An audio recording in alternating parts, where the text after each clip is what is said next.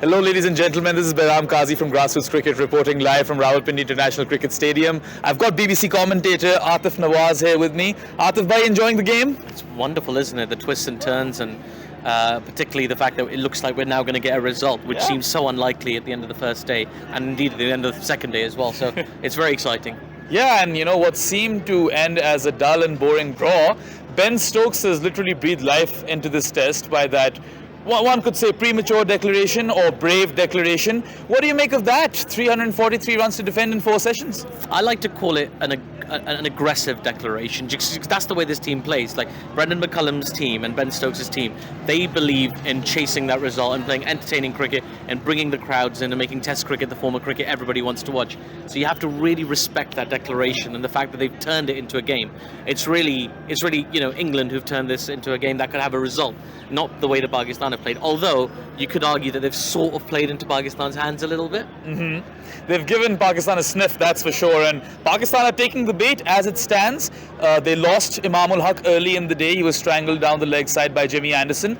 But then Saud Shakeel and Rizwan, they kind of weathered the storm, soaked in that pressure, and now they're playing quite freely, using their feet coming down the ground versus the spinners, and Pakistan just require 174 runs in 2 sessions, which is very, very gettable, won't you say? It is. It's under 3 runs and over to get. You'd back them at this point to get that as well. I mean, we were chatting about it upstairs, and there was a lot of anger upstairs about why are they not attacking the game. And I made the case that it's not unreasonable to see off 2 seam bowlers that are being very consistent, creating pressure. Okay, you're absorbing some of that pressure, but you know that your best percentage is going to be against the spinners on this surface. The seam bowlers can't bowl all day, and I think they weathered the storm quite well. I think losing Imam is very disappointing, particularly in the manner that he fell, but at the same time, it's not catastrophic to come out of that first session having lost just 1 wicket, having 2 set batters. I think you make Pakistan favourites out of that, so you have to applaud the tactics. So Aatif bhai, we always associate Bazball with aggressive cricket, belligerent batting. But what it really is, that the ethos at the center of all of this is basically making Test cricket more entertaining, more watchable, and more result-oriented. And this brave declaration, aggressive declaration as you like to call it, really epitomizes that, doesn't it? And this is really revolutionizing the sport, wouldn't you say? Well, they keep talking about it. They said we're not here to draw matches, we're here to win. And if we lose them, I mean, yesterday in the press conference, somebody said, oh, what about the backlash if you lose? And he said, what backlash? There will be no backlash, because everybody in the England team management, the England team setup, they've 100% invested in Brendan McCullum, in Ben Stokes, their style of play, their leadership. There's so much enthusiasm and support and genuine, awe sometimes of the way they play their cricket. So if they go on to lose this game, I don't think the knives are going to be out. I think if anything, people will talk about Pakistan having got the best of the scenario. But at the same time, it doesn't matter. You got to play the hand you've been given, and Pakistan right now have been given a good hand. But that just speaks to the confidence of England, that they're willing to give the opposition an extra card, as it were, because they feel like they're good enough to overcome that. You have to respect it.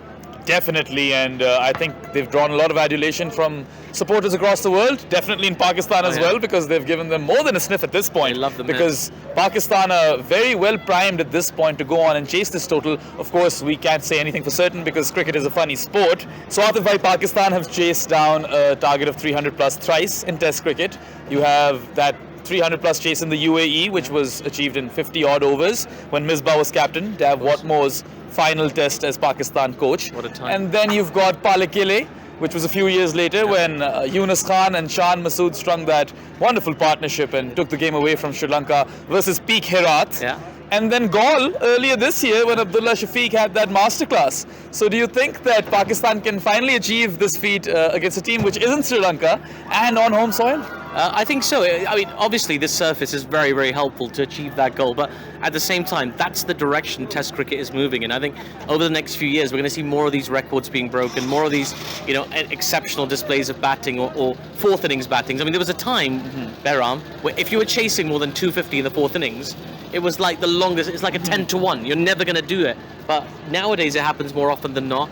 On a surface like this, Pakistan have a really good shout to record a memorable win. Although I still hope that they'll have a little tactical rethink.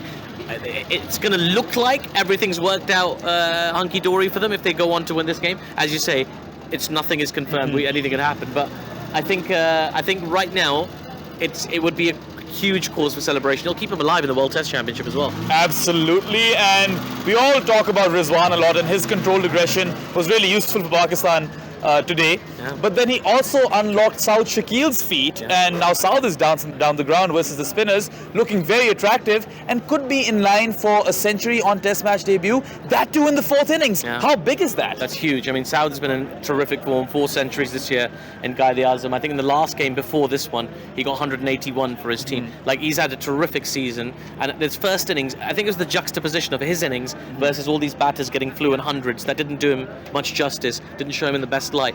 But this innings is showing the steel of the man, the temperament of the player to play Test cricket, to play, to, as they say, do a job for Pakistan going forward. So really, really pleased to see him bat well. Hoping he can continue this on as well, because if he's unable to do that and pressure accumulates with the wicket falling, and anything can happen as the day goes on. But I hope he can continue.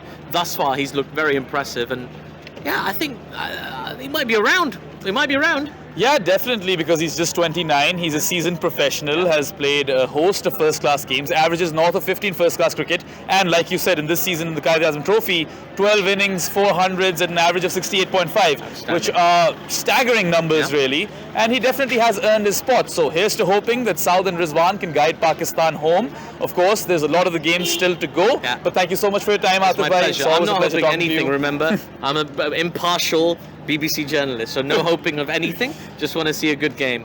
Although I think you all know what I'm hoping for. Yeah. Pleasure, man. Thank you. Absolute pleasure. My pleasure. Good stuff. Thank you. And thank you, viewers, for tuning in for similar content. Stay tuned. Brought to you by Grassroots Cricket.